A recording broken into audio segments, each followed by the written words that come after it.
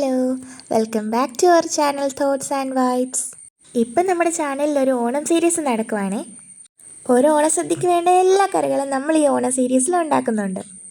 അപ്പോൾ ഇന്ന് നമ്മുടെ ഓണം സീരീസിൻ്റെ 9ാമത്തെ ദിവസമാണ്. അപ്പോൾ ഇതുവരെയുള്ള വീഡിയോസൊക്കെ എല്ലാവരും കണ്ടു നോക്കിയോ? ഞാനത് പ്ലേലിസ്റ്റാക്കി ഉണ്ടാക്കിയിട്ടിട്ടുണ്ട്. ഈ ഓണം സീരീസ് പോലെ തന്നെ നമ്മുടെ ചാനലിൽ ഒരു വിഷു സീരീസും നമ്മൾ ചെയ്തിട്ടുണ്ട്. ഈ ഓണം സീരീസിൽ ഉൾപ്പെടുത്താത്ത ഒരുപാട് കറികൾ അതിനകത്ത് ഞാൻ അപ്ലോഡ് ചെയ്തിട്ടുണ്ട്. അത് ഞാൻ പ്ലേലിസ്റ്റാക്കി ഇട്ടേക്കാം കേട്ടോ. രണ്ടിൻ്റെയും പ്ലേലിസ്റ്റിൻ്റെ ലിങ്ക് ഞാൻ നമ്മുടെ ഡിസ്ക്രിപ്ഷൻ ബോക്സിൽ ആഡ് ചെയ്തേക്കാം. അപ്പോൾ എല്ലാവരും അതും കൂടി ഒന്ന് കണ്ടു നോക്കണേ. അപ്പോൾ ഇന്ന് നമ്മൾ ഏറ്റവും സിമ്പിളായിട്ടൊരു ഇഞ്ചിത്തൈരാണ് ഉണ്ടാക്കുന്നത്. സദ്യക്ക് ഇതിൽ സിമ്പിൾ ഒരു റെസിപ്പി ഇനി വേറെ ഇല്ല. അപ്പോൾ നമ്മൾ ഇഞ്ചിത്തൈര് ഉണ്ടാക്കാനായിട്ട് ആവശ്യത്തിനുള്ള തൈര് എടുത്തിട്ടുണ്ട്. പിന്നെ നമുക്കതിലേക്ക് ആവശ്യം കറിവേപ്പിലയും ഇഞ്ചിയും പച്ചമുളകുമാണ്. ഒരു ചെറിയ കഷ്ണം ഇഞ്ചിയും 2 തണ്ട് കറിവേപ്പിലയും എരിവിന് ആവശ്യത്തിന് പച്ചമുളകും നമ്മൾ എടുത്തിട്ടുണ്ട്. ഇനി ഇതെല്ലാം കൂടി നന്നായിട്ട് നമ്മളൊന്ന് അരച്ചെടുക്കണം. ഒരുപാട് അങ്ങ് അരിഞ്ഞു പോകേണ്ട, ചതച്ചെടുത്താലും മതിയാവും. ഇപ്പോൾ നമ്മളിതെല്ലാം കൂടി നന്നായിട്ട് അരച്ചെടുത്തിട്ടുണ്ട്. ഇനി നമ്മൾ നേരത്തെ എടുത്ത് വെച്ച ആ തൈരിലേക്ക് നമുക്കിത് ചേർത്ത് നന്നായിട്ടൊന്ന് മിക്സ് ചെയ്തെടുക്കാവേ. ഇത് നമ്മുടെ വീട്ടിൽ തന്നെ ഉണ്ടാക്കിയ തൈരാണ്. അതാണ് നല്ല കട്ട തൈരായിട്ട് നമുക്ക് കിട്ടിയിട്ടുണ്ട്. ആവശ്യത്തിന് നല്ല പുളിയുമുള്ള തൈരാണ്. ഇനി അത് നന്നായിട്ട് മിക്സ് ചെയ്തതിന് ശേഷം ആവശ്യത്തിനുള്ള ഉപ്പും ചേർത്ത് നല്ല രീതിയിൽ ആ ഇഞ്ചിയുടെയും പച്ചമുളകിൻ്റെ എല്ലാം ടേസ്റ്റ് തൈരിൽ പിടിക്കുന്ന പോലെ മിക്സ് ചെയ്യണം. ഇത് നമുക്ക് അതിലേക്ക് കടുക് താളിച്ചെടുക്കാനായിട്ട് 2 വറ്റൽമുളക് നടുവേ കീറിയതും 1 തണ്ട് കറിവേപ്പിലയും ഞാൻ എടുത്തിട്ടുണ്ട്. ഇനി നമുക്കൊരു പാൻ ചൂടാക്കി അതിലേക്ക് ആവശ്യത്തിന് എണ്ണ ഒഴിച്ച് കൊടുക്കാവേ. എണ്ണ ഒന്ന് ചൂടായി വരുമ്പം നമ്മളതിലേക്ക് 1 ടീസ്പൂണോളം കടുക് ആഡ് ചെയ്ത് കൊടുക്കുന്നുണ്ട്.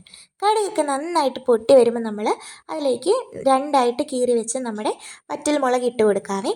വറ്റൽമുളകിൻ്റെ കൂടെ തന്നെ നമ്മൾ കറിവേപ്പില ആഡ് ചെയ്ത് കൊടുക്കുന്നുണ്ട്.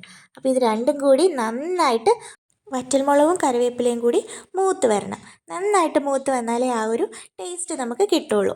അപ്പോൾ ഇത് നന്നായിട്ട് മൂത്ത് വന്നിട്ടുണ്ട്. ഇനി നമുക്കത് നമ്മുടെ തൈരിലേക്ക് ആഡ് ചെയ്ത് കൊടുക്കാം. നമ്മുടെ തൈരിനകത്ത് നമ്മളിപ്പോൾ ഇഞ്ചിയും പച്ചമുളകും കറിവേപ്പിലയും കൂടി അരച്ച് ചേർത്ത് വെച്ചിട്ടുണ്ട്. ആ മിക്സിലേക്ക് നമുക്ക് ഈ താളിച്ച വറ്റൽമുളകും കറിവേപ്പിലയും കൂടി ആഡ് ചെയ്ത് കൊടുക്കാവേ. ആഡ് ചെയ്തതിന് ശേഷം നമുക്ക് നന്നായിട്ട് മിക്സ് ചെയ്തെടുക്കാം കേട്ടോ. നല്ല രീതിക്ക് എല്ലായിടത്തും എത്തുന്ന പോലെ ഒന്ന് മിക്സ് ചെയ്ത് കൊടുത്താൽ നമ്മുടെ ഇഞ്ചിത്തൈര് ഇവിടെ റെഡി ആയിട്ടുണ്ട്. സദ്യയിൽ ഇതിലും എളുപ്പത്തിലൊരു കറി ഇനി വേറെ ഇല്ല അല്ലേ?